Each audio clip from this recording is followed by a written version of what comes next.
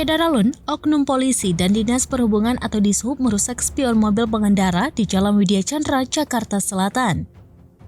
Video merekam peristiwa itu viral di media sosial, diantaranya diunggah oleh akun Instagram @marekamjakarta.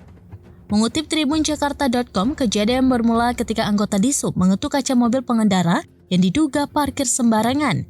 Namun pengendara tersebut tak kunjung membuka kaca mobilnya. Setelahnya dari arah belakang datang anggota Provos Polri. Sambil berjalan, oknum polisi Provos itu langsung memukul spion mobil hingga posisinya menjadi menutup. Kemudian oknum anggota Dishub membuka kembali spion mobil tersebut dan menariknya sampai rusak.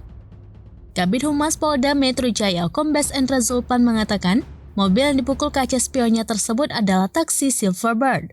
Zulpan mengimbau pengendara mobil itu bersikap kooperatif dengan datang ke kantor polisi dan memberikan penjelasan.